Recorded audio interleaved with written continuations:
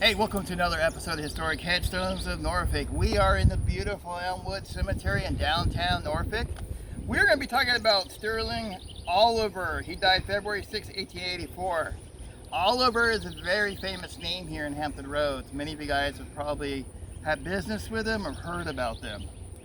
The Oliver Funeral Apartments is the first and longest serving undertaker business in Hampton Roads. The company began in 1865 at the end of the Civil War at Cove and Church Street. Sterling T. Oliver was once a cabinet maker. By 1865, the demand for coffins have increased dramatically.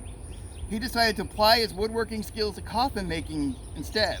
When he opened the very first funeral home in downtown Norfolk, as local residents were burying their Confederate dead, his concept was unusual. Visiting relatives could stay at the facility, thus relieving some of the pressure of the family hosting the funeral. When Oliver first started his business, all hearses were horse-drawn. Bodies were packed into ice from local ice houses to keep the body preserved until the funeral took place. He was the first to do this in Hampton Roads. For any business to survive and thrive for a century and a half like they have, yes, they are still open. They have apartments all over Hampton Roads. They had to adopt cutting-edge practices to stay ahead of their competition in the 1800s. When Sterling died in 1884, his nephew Harry Oliver took over the business, moving it to Colonial Avenue location. I believe that's still one of its locations today. It's not the main one. I know their main office is now in Chesapeake. Currently, the business is ran by the fifth generation of the Olivers. What did people do before funeral apartments were opened in Norfolk? One has to remember there was really no hospitals before the 1880s, so most people died in their bed at home. When this happened, a family member died, you close the curtains, cover the mirrors so that the deceased image doesn't get trapped in the looking glass.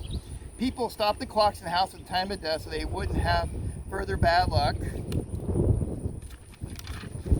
They would hang a wreath on their door or a black cloth on the doorknob to warn people that someone had just died in the house. The family would have to wait to remove the body from bed until Sterling Oliver could deliver a coffin that the family ordered.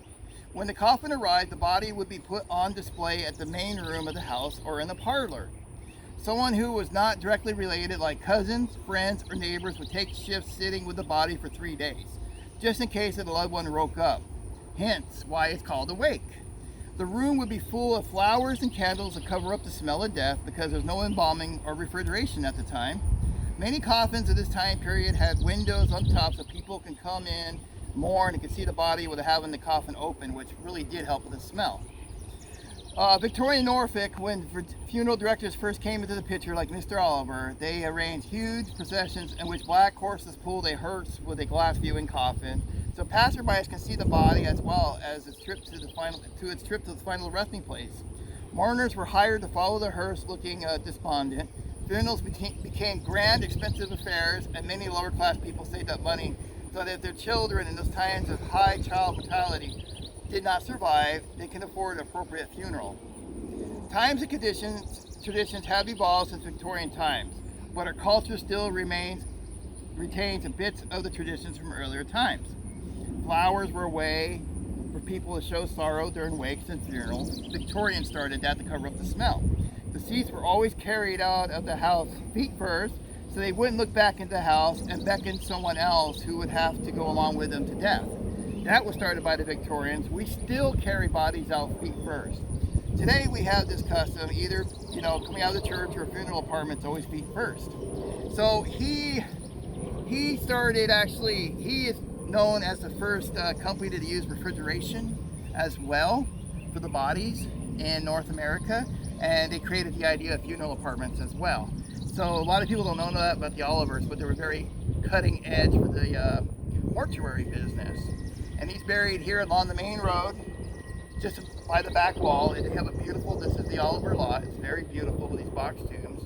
And they have a long history here. They're still open. They were a very big family-owned business. All right, guys, take care and have a great day.